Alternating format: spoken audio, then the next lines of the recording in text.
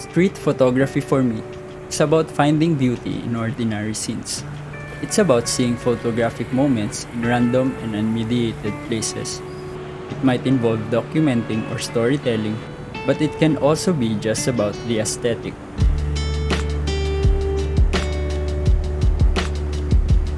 I've been taking photos of the same area for the past 2 years.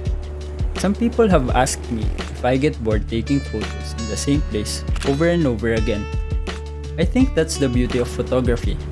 It allows you to see people, things, and places in different ways. The street is kind of like a stage. It rarely transforms, but the shows and actors change. I find that good photos are a product of patience, persistence, skill, and luck.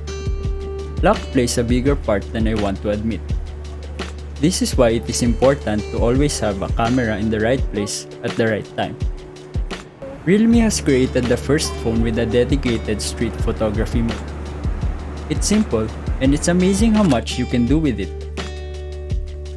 In street photography, your focus should be in catching fleeting moments and not on the camera settings. By default, this phone sets the exposure for you, and in my experience, it does a pretty good job. Most of my street photos were taken with autofocus. While autofocus keeps getting better and better, it's still not perfect. Sometimes you want to be more precise and take control. This phone allows you to zone focus. Simply put, you set the zone, and anything within that zone will be in focus.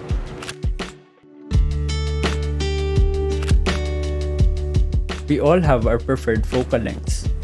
You can easily switch between 16, 24, 50, and 120mm.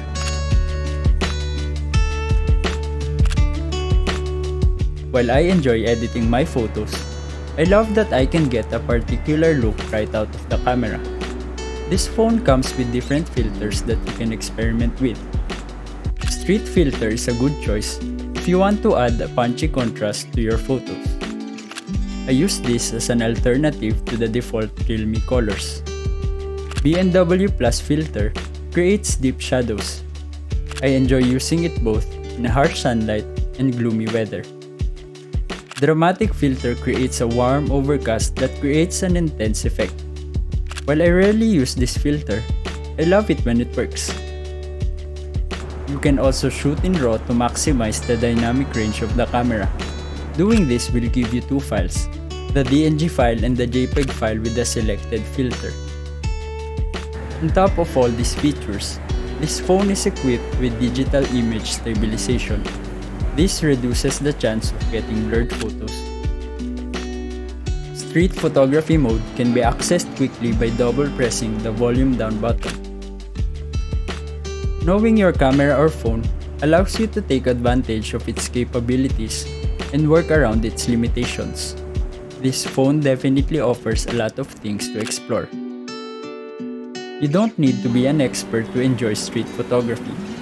You can use any camera and lens, even smartphones. Ultimately, you are the one who makes the photograph. Gear matters when it helps you overcome certain limitations.